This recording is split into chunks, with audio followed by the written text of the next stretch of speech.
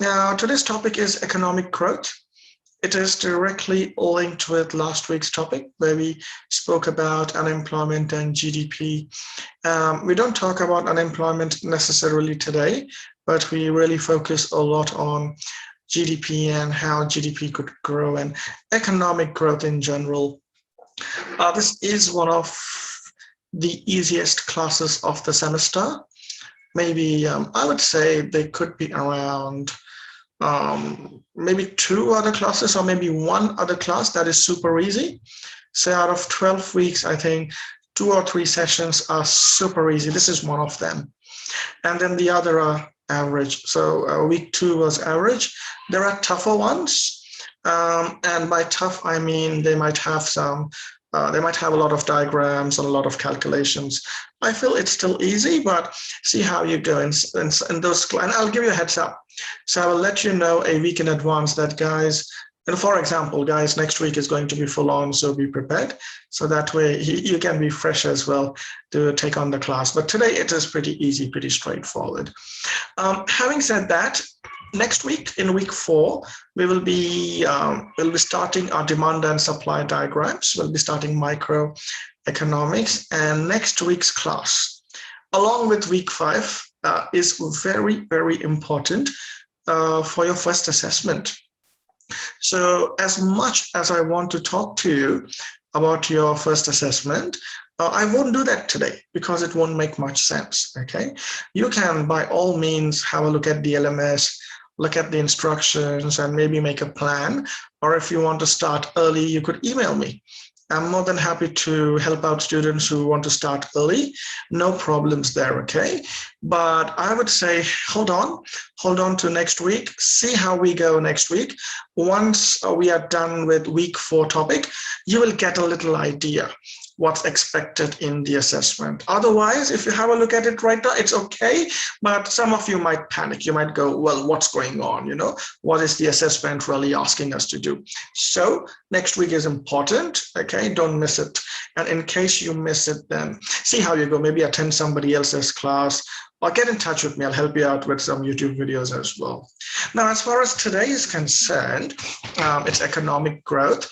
I hope you guys have looked at your workbooks because the workbook is fantastic for this week. It's got a lot of YouTube videos, some from Khan Academy, which is really good. There is another YouTuber who makes economics videos. He's fantastic. So there is one from there. There are a lot of videos about economic growth and some trends as well. Now, as far as trends are concerned, there is a website called Trending Economics or Trading. Just give me a sec. Let me double check if it's trading or trending. One sec, okay? So I'll get, because that one is fantastic. Trending. I'm sure it's trading, but I'll double check. So that one is, yeah, trading. Like trade. So Trading Economics, you can Google it later on. It's a very good website, one that you can use to compare trends across the world in various economic factors and indicators. So have a look at that one. We will look at one video today when we have a discussion that is by Hans Rosling. Not sure if you watched it in your workbook. If you haven't, I'll be giving you the link later on. So we'll be watching that. But yeah, it's a straightforward class. We talk about economic growth. And you know what? Let us begin. We're going to start with a discussion. And that discussion will need us to quickly revisit last week a little bit. Now, before I make breakout rooms, let's recollect a few things we did last week. We spoke about GDP, gross domestic product. I told you it is all about the output. And there was also GNI, which is gross national income, which uses the income approach. So we got an income approach, we got an expenditure approach, and we also say that based on the circular flow model, they both should match each other. When we use GNI particularly, that is gross national income, we average it as well. Per head, you know, that is called per capita. That gives us an average income. And we said, well, that is a good indicator of well-being, but not quite. And then we went on to HDI, if you remember, which was per capita GNI. real GNI per capita. So they included, they took into account, they accounted for inflation. And then there was the educational access and retention and life expectancy at birth. And then we went on to say, well, that is not enough as well. There could be more factors. And we had a little chat about a few factors that we felt might be affecting standard of living. So with that in mind, here is my little question for today, okay? To start off the class. Look at the first 3 lines that I've written. We know GDP is not a great tool for measuring the standard of living or well-being. We know that. Last week we spoke about it. However, let's reverse things a little bit. So guys, what I want you to do is think about the factors that I mentioned at the end of the class last week. Pollution, population, crime, racism, and access to clean drinking water, for example. There were quite a few factors we spoke about, and we said those factors are quite important, monumental when it comes to determining our standard of living. What I wanted you to do now is think the other way around, okay? So how would factors that are affecting well-being, such as pollution, health, disease, war, crime, affect GDP?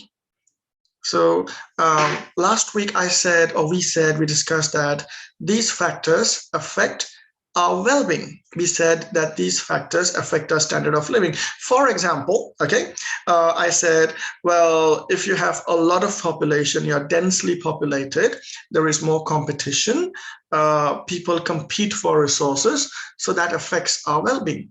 Well, that was well-being. Now I'm asking you, how would that population bit affect GDP, for instance? Or pick something else. Pollution, okay? Water pollution. We know water pollution is not good for our health. Yeah, we have to be, we always have to be alert. We have to put water purifiers at our home or boil water. Some people only drink bottled water. So it affects us, it affects our standard of living. I mean, I would love to just open the tap and drink the water. That's what I do here, but not when I'm on holidays back in my home country in India. I won't do that, okay? I would get a gastro, so I wouldn't try that. But here, I open the water tap and I drink. And that always happens when I go home for holidays. I have this habit of drinking from the shower. Some of you do it, some of you don't admit, but I do the same when I go to India. And after I do that, I'm like, oh my God, what have I done? I'm not in Melbourne anymore. And boom, next is a doctor's visit and a lot of antibiotics. But anyway, so that affects standard of living. My question today, right now, will be, keep standard of living aside, how would that pollution affect GDP? Now, we know GDP is C plus I plus G plus NX. So how does that play a role in GDP? If you want to challenge your group a little bit, then maybe ask yourself, how would these factors affect growth of the country in general, okay? Now, before I answer and I tell you what is literally, what determines the growth of the country, I would like you to push yourselves and maybe ask that question in a group, okay? I will answer all of this, okay? So don't worry about that part, but I want you to ask each other first. And for that reason, although I'm not a huge fan of breakout rooms, sometimes they're fine, okay? Sometimes they're fine to interact. So today I'm going to create breakout rooms, random ones. I'm gonna let the system decide who goes in which room. And I can see there are 22 of you. I'm the 23rd person. For 4 rooms should be enough, because some may contribute, some may not contribute. And hey guys, don't be under stress, please, when I'm opening breakout rooms. If you really don't want to speak, or if you have sent me a LAP program, that is Learning Access Plan, through which I understand some students may not want to speak up during the class, that's fine, don't stress out. But if you don't have any genuine reasons, then please unmute and contribute, okay? Then don't please just stay on mute and not contribute. Good time to get to know each other. In week 5, hopefully when we meet in the class, you can say, hey you, that's the one. I had a nice chat with you in the breakout room. So hopefully that can happen. All right, I'm going to open the breakout rooms. The question is on your screen. I'm not sure if the question stays when you enter the breakout room, so maybe you want to take a photo of the question, but it's pretty straightforward, It's not complicated. How do those factors that we discussed that affect well-being, how do those factors affect GDP? And how do you feel those factors would affect growth of the country in general? That's where I want you to take the discussion. Open-ended discussion, get to learn from each other's experiences, be respectful to each other, and maybe have a chat in the breakout room for the next 10 minutes or so, 10 to 15 minutes. But it's an easy question, so I would say 10 minutes, okay? So I'm opening the rooms now, and you will get a request to join. Please join, and I'll see you in 10 minutes.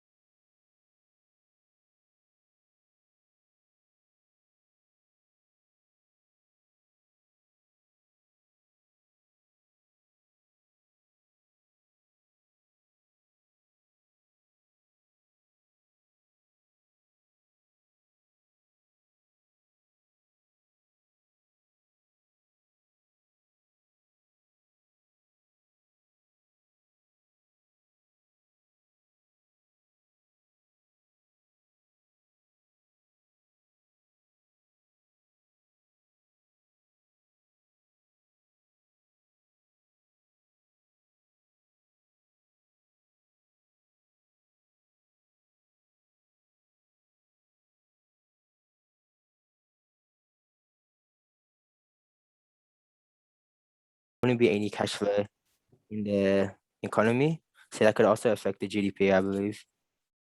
Spot on. And actually, I'm going to show you guys a video very soon in which you will see historically as well, similar things had happened when there were pandemics, the GDPs and the growth, boom, it literally came down, but it bounced back again. What was your name? Was it Adam who just answered? Yeah, this is Adam, yeah. Yeah, good on. Thanks for responding, Adam. And that is so true. Health in general, disease, and this what we see in the pandemic is stopping people from going to work. A lot of industries are being shut down. Some manufacturing is still going on because it is essential, but it's not going at the full rate, at the full capacity that it used to. So we are surviving. And some of us are not. Some of us are really struggling. But the country is surviving. They're having the essential and the critical and the crucial manufacturing plants still operating. But obviously, with the mask rules and with limited number of people allowed and with the changing travel conditions and also the complementary businesses as well. We could have some essential manufacturing still operating, but what about a few complementary businesses that help with the main manufacturing? What if they are asked to shut down? So overall, definitely we are not being very productive, we are not operating at full and best capacity right now. And that is bound to affect our GDP. And once it is affected, once it has affected our GDP, it is bound to affect GDP per capita as well. Now, you must be wondering, why am I talking about GDP per capita? For a simple reason. When we talk about growth of a country, It's not just the GDP. Okay, GDP is one of the factors, and I say one of the factors because growth is directly linked with the real GDP per capita. Now, let's look at the real part. Real GDP, not the nominal one. So we are looking at the GDP that is already accounting, is taking care, it is adjusted for inflation. So inflation is not playing a role in the numbers that we are seeing. So we're looking at that real GDP and we are averaging it per person. So we're looking at the average real GDP. So that is a real GDP per capita. And when we look at those numbers and we see that, the numbers are increasing, we say there is growth in the economy. So that is the main area, the main factor that determines growth. When you say, if you ask, is Australia growing? If the answer is yes, it is growing, then the on what basis are we saying that? Just GDP? No. Nominal GDP? No. It is based on an increase in real GDP per capita. So on an average, everyone's getting better off. Everyone's average income adjusted to inflation is increasing. Now, in real life, I do understand that average does not mean everyone. And we all understand that. That's why it's called average. Okay. On an average, it increases, which means for some people, the growth could be higher. It could be faster. For some people, it could be negative as well. But then we average out everything and we look at the general trend for the whole country. So good response that pandemic does affect it. Did any other group come up with any other point, and would they like to speak up and explain how that also affects GDP? Another group maybe? Just unmute and speak. You don't have to ask my permission. I'll wait for one more response. Group. Oops, sorry. So that was Daniela, and there was another one. Two people wanted to answer. Who was the other one? Sorry, Daniela, just one sec. So it was Daniela and somebody else unmuted as well. Who was that? Sorry. Pardon? Nathan. Okay. So Nathan, I'll just give them a name because your name didn't appear on my screen. Cool. I'll let Daniela answer and then Nathan, I'll come to you. Okay. So Daniela, you go first. What was your response? We were talking about how the healthier people will be able to work more because they are just more productive. Mm-hmm. So your focus was more on the productivity bit, and you're trying to say healthier people, obviously, at the workplace would be able to contribute more physically, maybe mentally as well. Fine, that is correct. But let's take one step back, Daniela. What would determine someone being healthy or unhealthy? So what factors did you speak about? Sorry, I'm not sure if my internet is bad or if you're cutting out. Must be me. Okay. Wait, did you say how people are unhealthy? Yeah. Yeah, so that's probably to do with pollution or access to clean drinking water and sanitation. Yeah, simple, pretty simple, and you are right. That is the correct answer. It is a pretty straightforward answer. I mean, if I were to get sick every now and then because of polluted water, or if my lung capacity would be affected because of pollution, then obviously I'm not going to be able to get my whole self at work. And that will affect the productivity in some way or the other. I mean, I might feel I'm trying to give my best, but technically I'm not giving my best. I mean, I'm not able to give my best because I'm not at the peak of my health. And pollution could be affecting my physical health, Daniela, my mental health as well. We looked at a few factors before, not having freedom of speech, not being able to express your sexuality, not being able to practice the religion, and there could be more things as well. There could be racism, women's rights, war, crime. I mean, what if you don't know if you're living in a very, very highly crime-prone area. That's going to give you stress, and that stress is going to affect your mental health as well. And you're going to get that to work, which means you won't be as productive. So yes, spot on, good answer. Nathan, let's hear from you, and then we will move on. So Nathan, what was your response? I was gonna say like a similar thing, but more like serious, I guess, like in terms of healthiness and disease, people might be fully unable to work due to not being able to work. Absolutely spot on. On more serious terms, not temporary, but sometimes things could be permanent as well. Extreme mental health issues could cause someone to just give up work, physically as well. So if you contract certain diseases and you don't recover, you're never back again the same way you were before. It's going to affect you forever. So yes, you guys are right. And I see, and that's what I wanted to do as well. And I can clearly see that somehow, somewhere, we are trying to relate those factors with how we bring ourselves to work. And we are bringing it, we are trying to tie those ends, we're trying to tie those points together, and we are bringing our focus towards productivity. And well done. That's what I wanted you guys to do. And you have done it correctly. It all boils down to a major factor, that is productivity.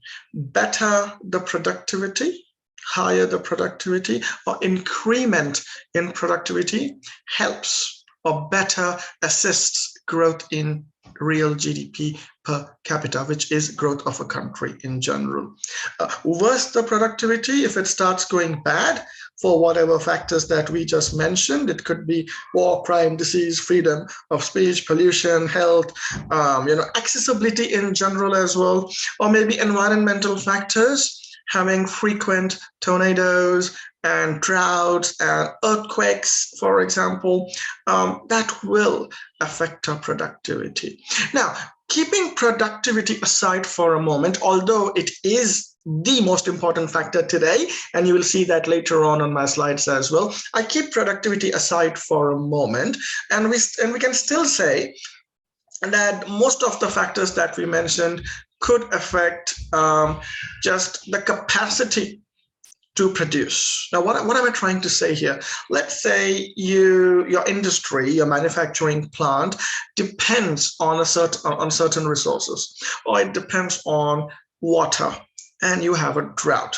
Now, you may have people capable of working, you may have people in their full spirits willing to work, but you probably don't have what is needed for the industry to operate at its full capacity.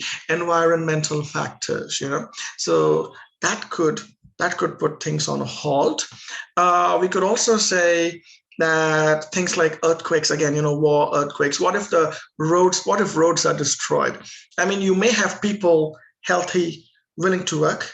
You may have your manufacturing plant all ready to operate, but what if we can't get things to the manufacturing plant and out of the manufacturing plant? What if electricity is disrupted? What if internet is disrupted? What if transportation is disrupted? What if we have war and borders are closed with other countries and trade is disrupted? I mean, you guys saw what happened with the Suez Canal, with the ship being stranded, right? Every hour, almost $10 million were being lost. Every hour, that much worth of trade. It was massive. In total, it was worth 2 or 3 digits of billions of dollars lost in just because a ship got stuck. Now you can imagine if there is a global scale disruption, what would happen, isn't it? Obviously, we're already seeing the effect of the ship being stuck in some of our products and commodities, which have become expensive because the products couldn't get through on time. We saw a lot of supply chains being affected, a lot of production timelines being affected as well. So all of that affects GDP. All right. So yes, these factors are important for standard of living. They are important for well-being, but somehow they get to our productivity. Somehow they get to the production, and they do end up affecting the production, the exports, the GDP, and that in return, the growth of the country by affecting the real GDP per capita. Now, another tiny discussion. I hope you have looked at this video in the workbook. If not, watch it again, okay? Now, while you're watching the video, this is what I want you to ask yourself. So don't just watch it, it's lovely, but don't just watch it for fun. Watch it with these two questions in mind. I'm going to share the link in the chat box in a minute, okay? So don't worry about that part, I will share the link, but look at the questions first. Do you think we will head to the healthy and wealthy corner in the next few years? We, as in right now in Australia, if you want to consider some countries that you have traveled to that really you find fascinating, or if you have a different home country, think of those as well. Doesn't matter. The more countries you think about, the better the discussion. But the first question, do you think we will head to the healthy and wealthy corner in the next few years? And the second question, do you think this pandemic has affected the trend that you will see in the video? So in the video, you are going to witness a trend. Things are moving in a particular direction. My second question is, because of what you have seen happen in this pandemic, do you feel despite the pandemic, we will continue to go in the same direction, or things will be affected? So open-ended question again, all right? Watch the video on your computers. The reason being, if I play it, it may have lag, okay? You won't enjoy it. So let me post the link in the chat box. Watch it at your end, and here it is. Once you finish watching it, I will add you guys to breakout rooms for the last time today. That's going to be the last time I add you to a breakout room. Have another chat about the two questions on the screen for maybe 5 minutes, not more. And then I will continue with rest of the slides, okay? So first, take a couple of minutes to watch the video at your end. Go for it.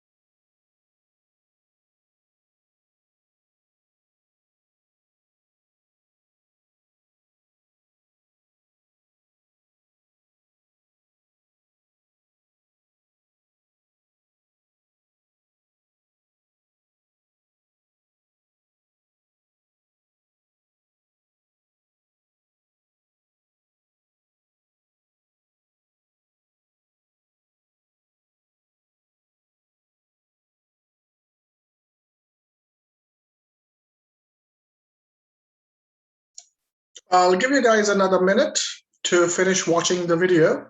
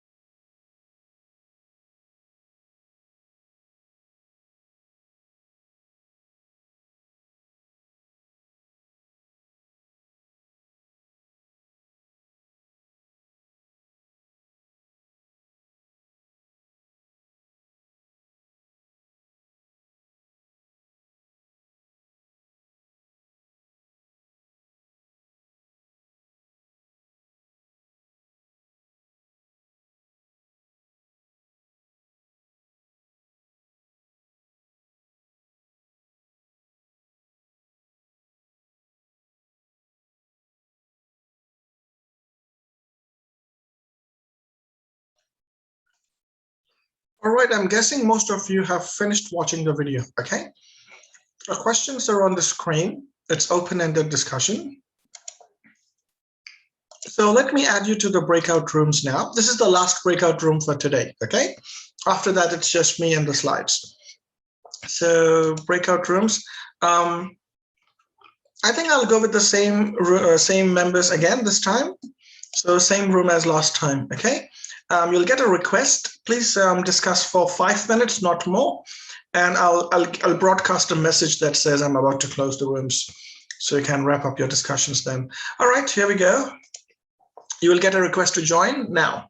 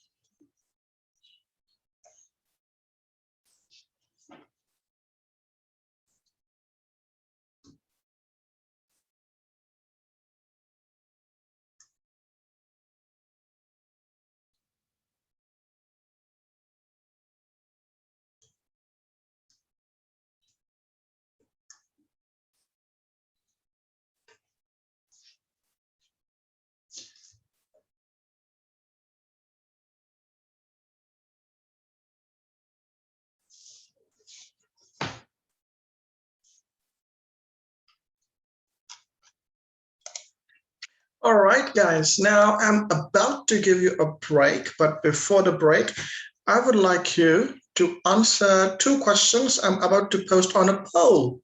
So I would like to see your responses just to get a little idea what everyone thinks, okay? So I'm launching a poll. There are two questions you get to answer in yes or no. That's it, your opinion, all right? So here it is. Answer the question on the poll, please.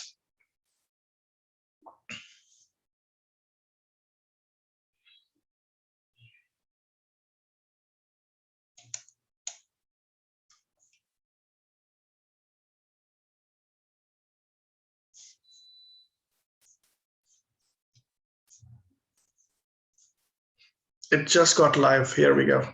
So you should be able to see two questions now.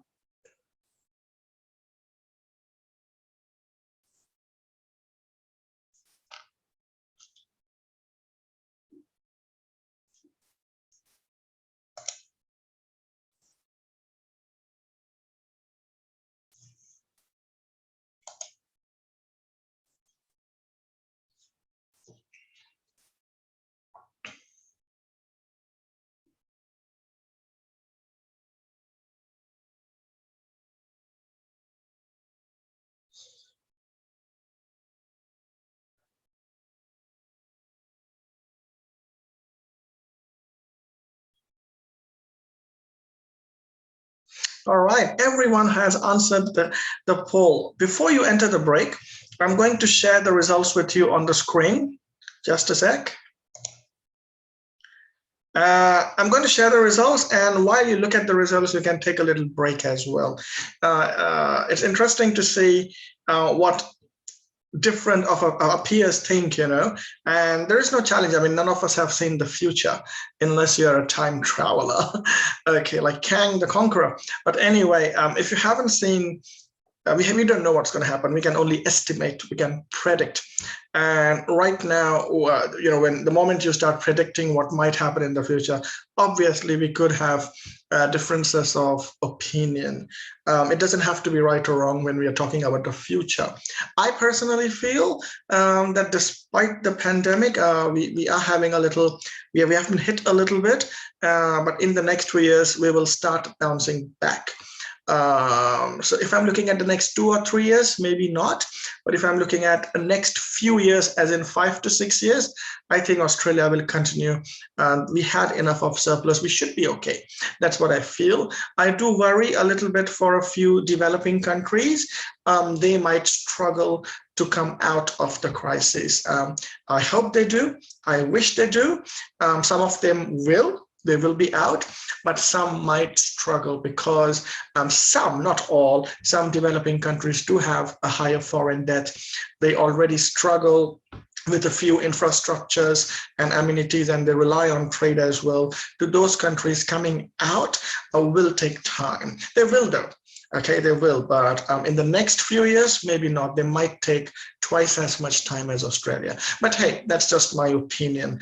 Okay, I can talk about economic models and calculations, and I can talk about case studies and what has happened, and I can give advice, but who knows what's going to happen in the future. Here is what you guys thought was the yes or no. I'm sharing the results with you. Here we go. It might take a few minutes for the results to appear on your screen. That's just for you to know how your friends answered. As you look at that and keep pondering, have a 10-minute break, and I'll see you around 3:15, around that time. Okay, I'll let you know that the break is over. But take a little break, and I'll see you soon.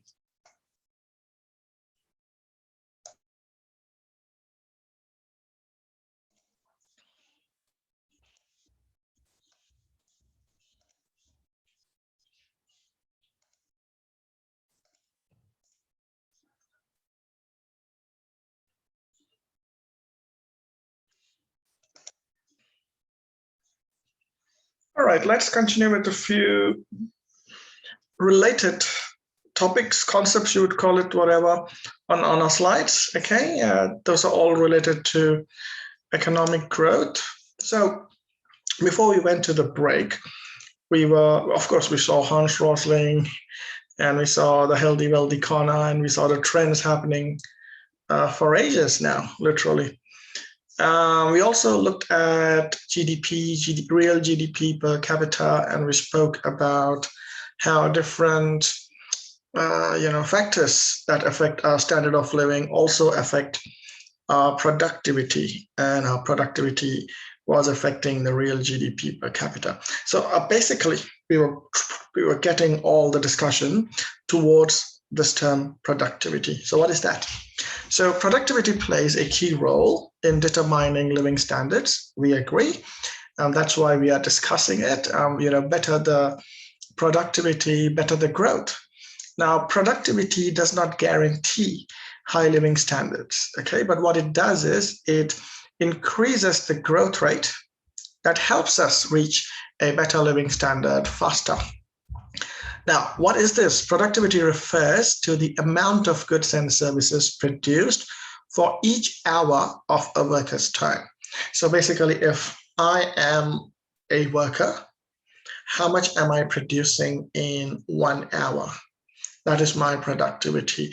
If you would say Ishan's productivity is increasing, it would mean in the given, at the same amount of time, in the next 1 hour, I would produce more. Or you could say next day, at the same time, in 1 hour, I would produce more than what I did previously. So that would mean I'm increasing my productivity. A nation's standard of living is determined by the productivity of its workers. Now, see, this is actually given on your workbook. I would just modify that a little bit. It says a nation's standard of living is determined by the productivity of its workers. I would say one of the important factors that affects the standard of living of a country is the productivity of its workers. I don't like to say it is productivity alone, as your workbook claims, okay? I would say it is, but it is one of the important, or you could say very important factors, but let's not just say it is all about productivity and nothing else, okay? Let's not go there. So what factors of production? Now, productivity is to do with production, how much you're producing in 1 hour, and is that increasing? That's productivity. So that brings us to production, and what affects, or what are the factors or determinants of production? And we got 4 things listed: physical capital, human capital, natural resources, and technological knowledge. Or you could simply say technology, okay? Now, physical capital is number of people working, okay? It could be like number of people, so 10 people working for you, 100 people working for you, 10,000 people working for you. It also includes all the equipment, all the inputs that you would have in production. So how many plants are you having? Manufacturing plants, and how many conveyor belts they would have, how many machines would you have, how many machine operators would you have? So it's all the physical capital. If you're looking at a workplace with tables and chairs, you would also include tables and chairs as a part of your physical capital. Human capital is the skills and knowledge, the motivation, the experience that people bring in. So if you want to increase human capital, upskill people. If you want to increase human capital, focus on the education in the country. I would rather say focus on relevant education. That is more important. Just education, well, education is good, first of all. Degrees are good. They give you knowledge. They train you to think critically. They help you with a lot of case studies that are impossible to experience in a lifetime. You could go through 1,000 case studies literally, and in your lifespan, you might experience maybe 10 or 15, but you could read 1,000 and get that knowledge. You get to interact socially as well. You get to learn from each other's experiences. It is a wonderful learning experience, okay, that helps us, not necessarily everyone, but helps us evolve as a person. It helps us with our human capital. So human capital, well, education does play a role, but I would say relevant and more industry-focused education would do the job faster. Also, your experiences, exposure, travel. I mean, do not treat traveling as just leisure or a waste of time. No, there is so much to learn from travels when you interact with people, when you enter different countries or even your own country. I mean, I haven't been to the Northern Territory. I really want to go there. I really want to experience it. I want to experience the people. I want to experience the governance. I want to experience how the legal things work, how businesses operate, how culture works, how food works, how the weather is. In that weather conditions, how do people cope, how the infrastructure is in the given infrastructure, how do business operate. I want to experience everything in the Northern Territory. Okay, I really, really want to go there. I just can't wait for the travel restrictions to ease. But you see, it can be within a country, it can be overseas as well. There is so much to learn. What is that? All of that is adding to your human capital. So education, yes, of course, but also your experiences at work and life experiences as well. And then natural resources, how we use our natural resources, how we extract them, how do we plan to use them in a sustainable manner. If we fear they will be over in the next 100 years, what alternatives do we have? How do we plan to provide access to those alternatives to almost all businesses? How do we avoid monopolization of those resources? Or are we going to argue that monopolizing them, privatizing them is a way of protecting them? So all these things to get things done in a productive and efficient way will be covered under your natural resources. Now, natural resources could also mean a combination of the fourth point, that is technological knowledge, or I would say technology in general. Getting better technology it does miracles, that does great work to our productivity. Think about modern farming. Now, before I go to modern farming, I made a point before that I did not complete, and I said something to do with natural resources and technology. You see, we can use technology to help us with our access to natural resources as well. Now, when it comes to resources, I mean, what comes to your mind? To me, I think of oil, iron ores, natural gems, but then moreover, I think about coal, trees, fertile land, water bodies, that's what comes to my mind. And through technology, we have harvested things of the nature as well, elements of the nature as well. We have windmills, so we are using wind energy. We have solar panels, we're using technology for harvesting sun's energy, literally sun rays, so solar energy. We have dams, and we use hydroelectricity as well. So you have big turbines that rotate based on the flow of water, and then that operate, energizes the batteries, and you have your electricity produced. So you have hydroelectricity as well. There is nuclear energy as well. As far as we take care of the nuclear waste, nuclear energy is a very clean source of energy. So we are looking at technology and harvesting other areas of resources as well, natural resources.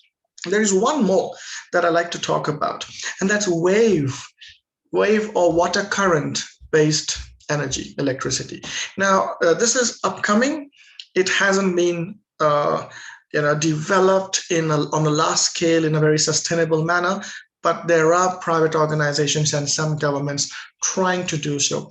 What is done is you have fields inside the ocean or inside your seas or bays, not much. You got to enter the sea or the ocean, and it's not just the surface waves, it is the water current inside. So it is the internal waves, okay, the water current. What happens is you have this floating field in the middle of the ocean, and based on the strong water current, the field, it is made up of equipment. Of course, equipment goes up and down.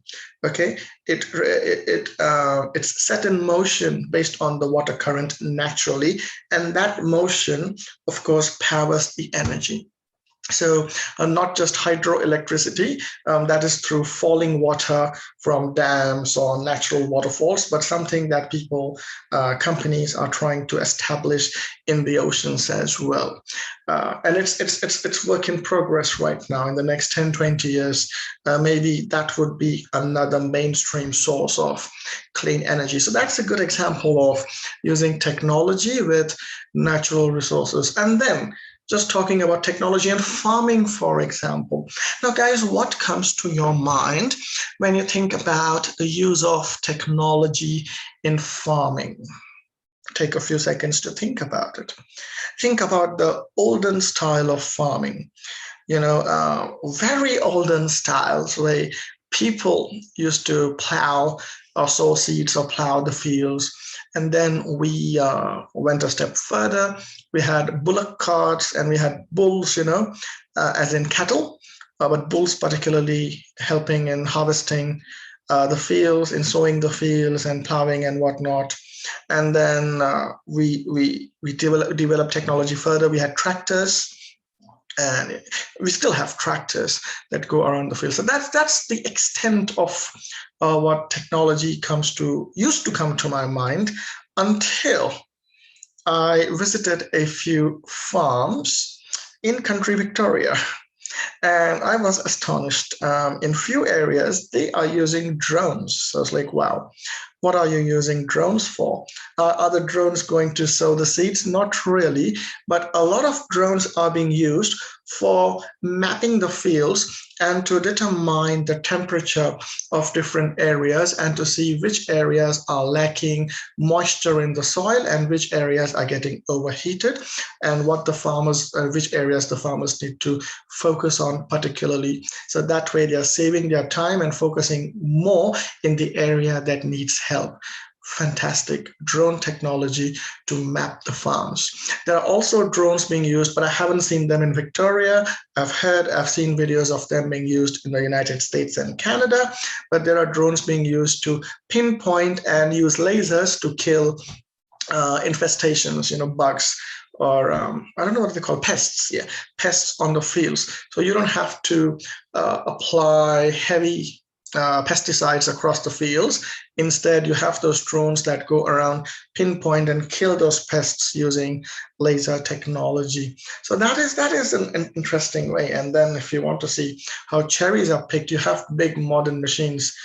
Check cherry picking, not done by people anymore. They have those huge machines that just go across the fields and everything is collected, picked, processed, and put into big containers automatically by machines. So there's fantastic use of technology in farming, which has made farming more productive. And the output per worker is now getting higher and higher. So guys, that was my take on productivity. You can think of other examples that you have experienced or that come to your mind as well.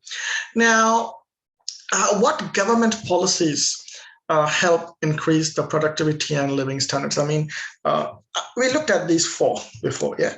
We looked at physical, human capital, natural resources, technology. Okay, we get it. We get that these are the areas to focus, but the question we all love to ask, what is the government doing about it? So government can encourage savings and investments. They can encourage investment from abroad. They could encourage education, of course, not just encourage by actions as well. So encourage through campaigns, encourage through advertising, and like I said, awareness, but also pumping in money, okay? Making sure the infrastructure for these is well met. Encouraging education, health, and nutrition. You guys should, some of you may have, but if you haven't, check Victorian government's webpage on nutrition. It's fantastic. Okay, you may not have to just Google for what to eat or what is good diet. Victorian government has very good papers and very good charts that show what good nutrition is. And just Google Victorian government nutrition and you'll get the results. Establishing secure property rights and maintaining political stability, promoting free trade as much as possible, and promoting research and development. Free trade, it depends on person to person. I like free trade, but I do feel it needs to be monitored. But I'm all for the last point, promoting research and development. Research, development in technology, in medicine, in health. It does amazing work. Okay, it just adds a lot of value to existing knowledge and the way we can things do better from productivity point of view. So these are a few areas governments can really bring in tax benefits, give subsidies, or really show that there are areas that they want to focus on, which could bring in people keen to take up industrial degrees, which could secure them jobs as well. So I would say these are the ways governments could act to bring it from policy perspective, to bring in increased productivity and living standards. Next is, if you go back, we spoke here about investment, encourage investment from abroad, encourage saving and investment. Let's expand that a little bit. So investment from abroad takes several forms. You have FDI. You must have heard this a lot, FDI, that's foreign direct investment. So that's capital investment owned and operated by a foreign entity. Now, usually it comes with a lot of fears. It does come with a lot of protests as well. And yes, sometimes it is worth a concern. Sometimes it is not. And nowadays, it is so difficult to understand what is really happening because you have very, very biased media, not just in Australia, around the world, who do take a stand based on their political affinity. So it's hard to really get the real sense of what is happening. But you know what? We can use our common sense. We can do our own research. And we can look at a few points where we could question what is happening, not just oppose for the sake of opposing, but question. And then if we feel it's appropriate, oppose as well. One such is Adani Group investing in Queensland. I don't want them. Looking at the history of the company, I feel they will do more damage than good. But again, it's a hot debate topic. Okay, people will argue against me and say Adani will bring in, and you guessed it right, employment, and Adani will bring in technology, and Adani would bring in, I think that's it. I think that's enough. Yeah, employment and technology. But the concern that people like me sometimes have, or some people all the time have, is what happens to the profits earned by companies from overseas investing in Australia or your country, for example? Where do the profits flow? Question one. Question two, what is the access to natural resources provided or allowed in the deal with the government? So are they going to exploit the natural resources? How about the access to those natural resources to local companies, if a foreign giant comes in? Next is pollution. Are they going to exploit pollution laws? What's the corporate social responsibility going to be? If they do provide employment, of course they would. And foreign companies bring in employment, there is no doubt about it. But the question is, will they? How much of local talent would they hire at higher levels? So at managerial and senior management level, how many locals would be appointed or given jobs at those positions? Or those positions are reserved for people from the home countries, and only the labor is used, at the lowest level from Australia. So these are a few questions to think about. But generally speaking, if a country lacks its own infrastructure, if a country lacks its own manufacturing, and in a few ways Australia is lacking it, there will be FDI. They will be welcoming foreign companies to come in and do the job. And that's where I said there are a few points for us, for you to think about, to question, to research, and then make your opinion. Don't make your opinion before that. Then there is foreign portfolio investment. So investments financed with foreign money, but operated by domestic residents. So it's like saying, I, being a local over here, would get a loan from a foreign company, or I would have a stake, or I would have a share in a foreign company. But although I'm local, based on the part of my share, I would invest in Australia. So it would be like a local who is having a foreign company investing in the country and in the country. So that's foreign portfolio investment. So either of these are fine, and it is said that encouraging such investments would help boost productivity for the simple reason that they would bring in technological know-how, and they would bring in employment and research and development while they bring in, the new ideas to the country. So if a foreign company sets themselves up in Australia and they set up a manufacturing plant, there you go, that's an increase in physical capital. If they train people to work for that industry because Australia is not exposed to the industry, there you go, they're helping boost human capital. So in that sense, these investments would also help with productivity. But bear in mind the negatives as well. And I've told you what to do, okay? So question it. Diminishing returns and the catch-up effect. See, this catch-up effect is simple. I mean, there's a lot to read on the screen, but I'll keep it simple for you. If you look at a few developing countries right now with their growth rate, now I'm not looking at growth in general. I'm not looking at total GDP. I'm not talking about GDP per capita. No, I'm talking about the growth in the real GDP per capita. It literally means by how much am I growing? And I will keep it simple, guys, with respect to marks or grades, okay? Take an example of two students. A student just managed to get 50 out of 100 on one of the assessments. The other student scored 90 out of 100 in the same assessment. Now, the student who scored 50 decides to work really hard, push themselves, and to do better. In the next assessment, they scored 60 out of 100. So that is a growth from 50 out of 100 to 60 out of 100, okay? The student scoring 90 on 100 continued working hard, of course. They wanted to improve as well, ended up scoring 92 out of 100. The third assessment came in. The student who scored 60 worked harder, but they have limits. They scored 68 out of 100. The student who had scored 92 worked harder, now scored 93 out of 100. You see, one of the student is going from 50 to 60, from 60 to 68. The growth is by 10 and by 8. Wow, very good, impressive. The other student is going from 90 to 92, from 92 to 93. Someone might say, your growth is just by 2, and then your growth is just by 1. But you see, despite that, the one of the students is still at 93. The other is at 68. Okay. Now, I'm not judging anyone by the marks. Okay. Marks are just one determinant of education. There are so many other factors, but right now my example is about marks. Okay. So you have one student at 68, one at 93. And that's what I would say is the case with developing countries and developed countries. Developed countries, richer countries are already rich. I mean, how much more are they going to grow? They have reached a saturation point.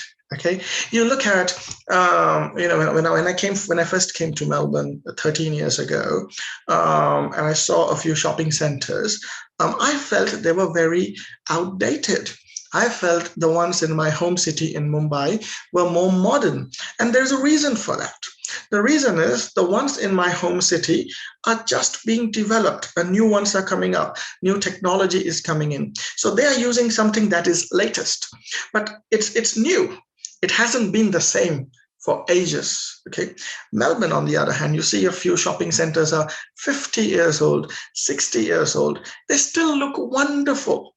Okay? They still look very good, but they may not have the latest takes because it's already good. It's making sense to you? It's already good. It's already, the infrastructure is nice. They don't need things that are latest. They can go with it. So overall, rich and developed countries grow at a slower rate because they're already rich, they're already developed. So they are growing, but the rate is slower. Whereas developing countries or underdeveloped countries who are catching up are developing very fast because there is a long way to go. And when they're bringing in technology, boom, you see a big improvement, from someone who's got 35 out of 100 to boom, 55 out of 100. Big improvement, but still a long way to go. So it's not a fight. It's not saying, hey, we are better than you. It's not about that. We should be happy as far as everyone's growing. That is one. And if they're growing to a standard or a rate which their government and their people are happy. So Australia needs to look at its own growth rate. Are we having a better growth rate compared to the past, or is our growth rate declining? If it's declining, is it very serious? How slow are we growing? Where do we need to fasten up? In which industry do we need to boost? Is it human capital that is slowing down? Is it education, or is it manufacturing, or is it technology that we are falling behind, or is it natural resources? Similarly, developing countries would do the same. If they're growing at a very fast rate and they start slowing down, their governments and their opposition parties and their media starts bashing them, and they say, hey, you are growing at 9%, and now you're growing at 6%. But guess what? Sometimes that 6% is also impressive, because some developed countries are growing at 2% and 3%. So it's all about comparing the growth rate against yourself and checking out where exactly is the growth slowing, and where do we really need to boost the growth in order to increase the productivity, and productivity to increase real GDP per capita, which would help improve standard of living as well. So all these things are connected to each other, but that's what this catch-up effect means literally. Okay, it means you will see a few countries that have started off slow take a big leap. You'll see their graphs goes up, and developed countries will see their graphs pretty flat. But overall, the flatter graphs are already at a higher level, because they have reached a certain. You must have seen this in Hans Rosling's video as well. Education, the next part is education. For a country's long-run growth, education is very important as much as physical capital. I made a point about education before, yeah? So I think I may not repeat it again, but we need to focus on access to education, accessibility part, quality of education, relevance of education as well. People should not feel that coming to university is a waste of time. That's going to put them off. Show, that university life helps you be more social as well. It helps you create networks. It helps you understand, gain not just knowledge, but understand the application of knowledge, helps you to be more critical in your thinking, helps you polish your business skills, and of course the fields in which you have taken up the education. In some cases, if it's finance and accounting, or even advanced economics and econometrics, for example, it gives you the skills that you need to, that you will find useful in the industry. Some people learn on the go, but some things need to be taught as well. And that's why focusing on the education is very important. Focusing on the schools is also very important. Retaining students is extremely important, because if you lose people at an early stage, your root, your tree is very weak when it's growing. So we need to have strong foundation. We need to have very good, strong schools, free of bullying, okay, with a very conducive and attractive teaching standard and environment that would help our students stay in the school. Support for weaker students, support for students that don't form in the normal norm, support for students who are struggling financially as well, opening up attractive schools in regions as well, making sure there are more school buses. It's basically retaining them, getting them to a point, where they can make decisions, and then they can decide if it's VCAL or if they want to take a PCE and come to uni. So focus on education does help with productivity and living standards. And of course, health and nutrition, how can we neglect that? We don't want a weak and sick population prone to diseases, prone to fatigue because of poor nutrition and diet. I did a podcast, I'm not promoting my podcast, but you can have a look at it. You can listen to my podcast. You can Google Ishan Arya. What was the name of the food insecurity? So you can Google Ishan Arya food insecurities. I think I've spoken for 30 or 40 minutes about food insecurity around the world. And I think that is something to focus on. And one of the points I make in my podcast is it's not just about how much you get to eat. It is about the quality of food as well. I mean, I could be hogging on 10 pizzas a day, but that's not giving me enough nutrition to stay healthy. Is my audio not? Yeah, I will do that. Adam, I will do that in the last 3-4 minutes. So I'll share the podcast link with all of you. So yeah, that was health and nutrition. Property rights. Definitely, okay. You should have a sense of ownership. It refers to the ability of people to exercise authority over the resources they own.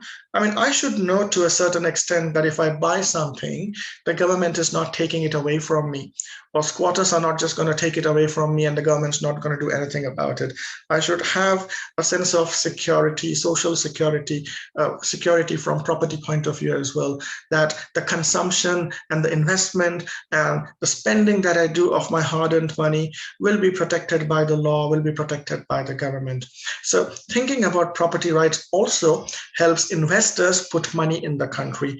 If you are a rich person, if you have a business and you want to put money in a country or to invest in a country, obviously you won't, I mean, you will, I won't say you won't, but I will say you will think twice before investing money in a country that is war-torn or where the governance is pretty unstable, because you would be unsure. You'll be like, you know what, if I put money in, what if the government, somebody else takes over the government and says, well, this doesn't belong to you anymore, goodbye, we are taking it over. So you need that sense, and if a country can provide that sense of security, it would encourage not just locals but international investors as well. And that investment we have seen before on the previous slide how it is useful. Free trade, yeah. See, free trade encourages competition. I'm all for free trade. I'm all for competition. But like I said, I do worry sometimes that too much of international competition could kill off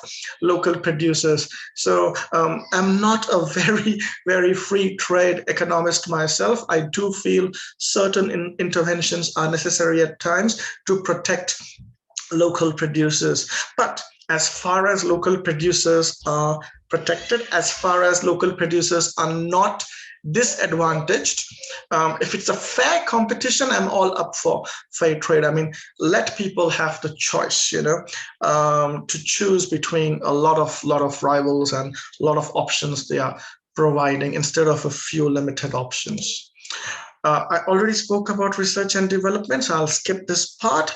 R&D needs to be focused on, I feel, in the medical sector and technological sector more, and then of course other areas as well for infrastructure. Population growth, again, a little debatable topic, whether we should have more population, whether we should contain population. Was China's one child policy relevant or not? Has it backfired or not? So a lot of things to consider about population as well. And this is something that will take us back to week one. Trade-off, opportunity cost. If we grow the population, we'll have more working age people, we will have more physical capital, we will have more people working and producing, and our outputs will increase. Yes, but then at the same time, if we contain it, if we are not able to contain it and it grows out of control, then what about the pressure it would put on the natural resources, the pressure it would put on the infrastructure and on the education as well, or healthcare as well, for instance, So something to think about when it comes to population. Now, before I give you a reminder, thanks, Adam, for showing interest, but I'm quickly going to just share my link with you. Give me a second, guys, because there is a reminder for all of you. Just a sec, okay?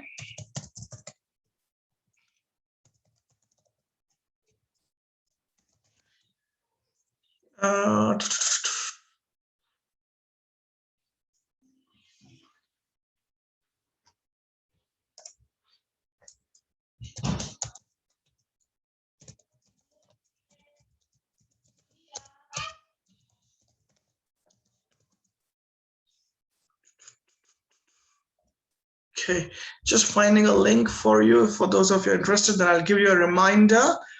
Oh yeah, don't go, guys. We have 9 minutes. I actually want to show you something from the workbook that I think 2 students emailed me about, and they were struggling. So I want to talk about that. So just give me a sec, okay?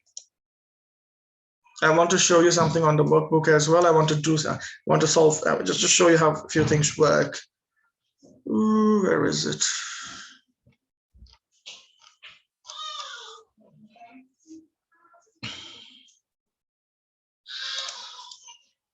Okay. You know what? Take a minute of breather until I pull something out.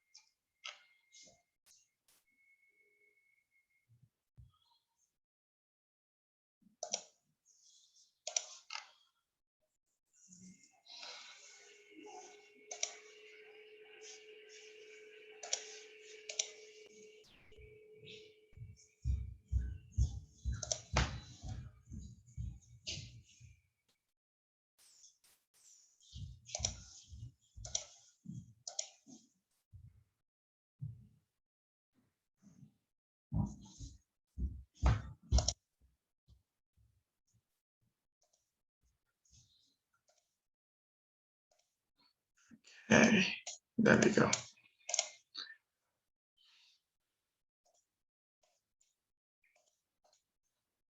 Opening the workbook as well in the meantime. All right, so those of you who were keen on the podcast on global food insecurity, I've just posted the link, the Spotify link, in the chat box. So yeah, if you're keen, if you want to hear out a few things that I've said about food insecurity, check it out. Okay, the link is in the chat box.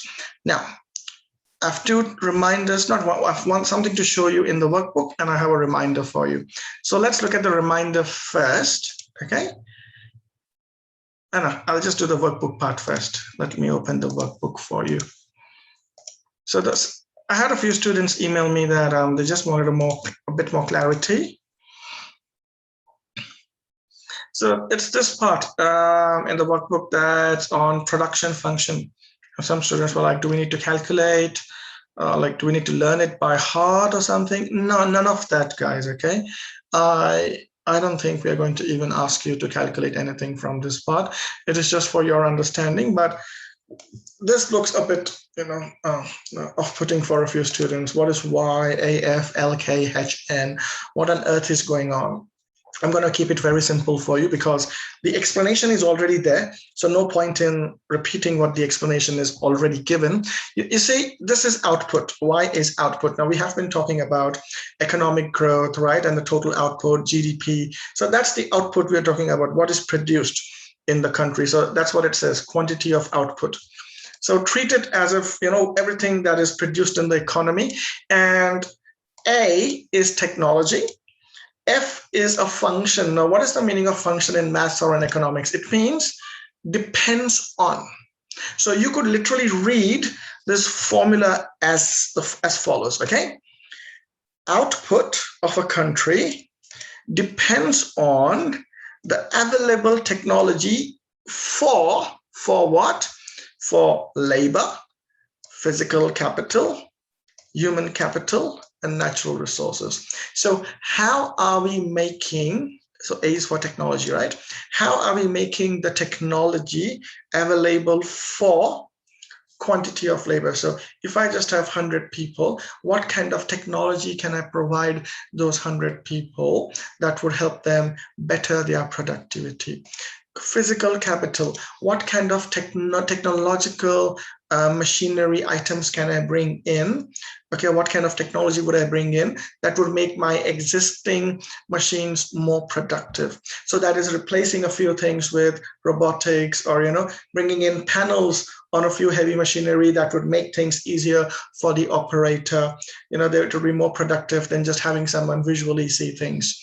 How would technology affect human capital? So how can we use technology to bring in more smartness, more skills, more education in people? So basically, how do we train people in operating drones? How do we train people in coding and IT? How do we train people in using new robotic technology used in manufacturing? And then how do we use technology towards natural resources? So that's an example I gave you before, right? In farming, or in that water current harvesting of energy. And you can produce electricity through the motion, the energy produced through water currents. So that's how technology would play a role with the following, and how would that affect our output? That's what the formula is. So it's trying to say output will depend on technology and how we use the technology for these following factors. That's what this whole thing is about. Later on, it divides things by L, and I think some students are like, what's going on over there as well? You see, L is your quantity of labor. So what they're saying is output. See, Y is output, right, guys? So output per labor. So that is productivity, isn't it? So output, total output divided by number of people and then per hour is giving us productivity. So in short, we are trying to say Y over L is productivity. So what affects productivity now? Well, again, how we use technology for what? Okay, so it is Y over L. Check what your Y is. That was output over labor. So that's what I just said here, yeah, Y over L. And then K over L. So that is physical capital per worker. So how many machines do you have? How many people do you have? And then for each person, how many resources are you allocating? If we can allocate more of those resources per person, if we can allocate more equipment per person, if we can allocate more skills, more knowledge per person, that is the human capital per worker. If we can do all of that through the use of technology, then we can get better productivity. That's what this function is all about. Y over L is A, technology, as a function of K over L, H over L, N over L, okay? You don't have to memorize this. Your final exam or any of your tests will be open book, so you can always open this, but that's how you read it. That's what it's trying to say, okay? Anything that is a function of means it depends on, influences, okay? It affects the following. So that's what the function literally means. So it's not technically addition, subtraction, multiplication. It is influencing factors. What influences the interest of a student? So you can literally say, Y is interest of a student. So you could say interest of a student depends on A, that is technology, how technology is used for the following factors, how technology is used to better the textbook, to better the Zoom session, to better the face-to-face session, to better accessibility. So you can apply this kind of style in anything around you. So that's the meaning of function, okay? If it's still not clear, let me know through email. I'll help you out.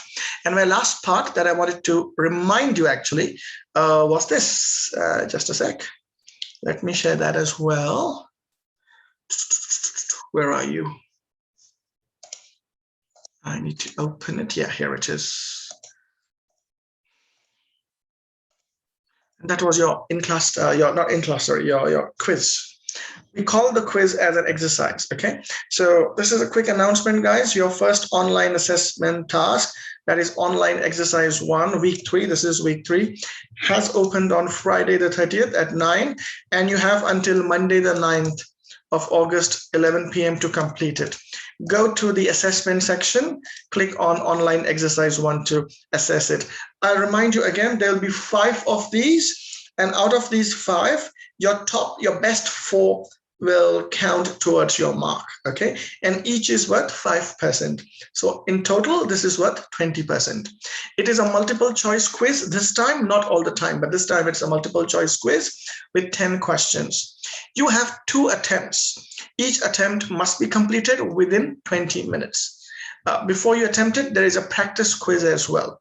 And then later, once you have those, you use those 2 attempts, the best attempt will be counted as your mark, okay? So read through this announcement. It's given in the announcements section of the LMS, all right? And then I've given you a quick link if you want to hear the podcast on food insecurity. And yeah, guys, that's it. We are done for this week. That was my reminder to all of you. I'll be seeing you next week, okay? Done. Just one quick question. How do we access the practice quiz? Just one sec. So thanks, guys. Those who are leaving, I'll see you next week. And sorry, I missed your question. Could you repeat that again? The practice quiz, is that just on LMS? Yeah, that's on the same place. Yeah, in the same place on the LMS. Yep. All right, awesome. All right, thank you. Guys, take care. Bye-bye.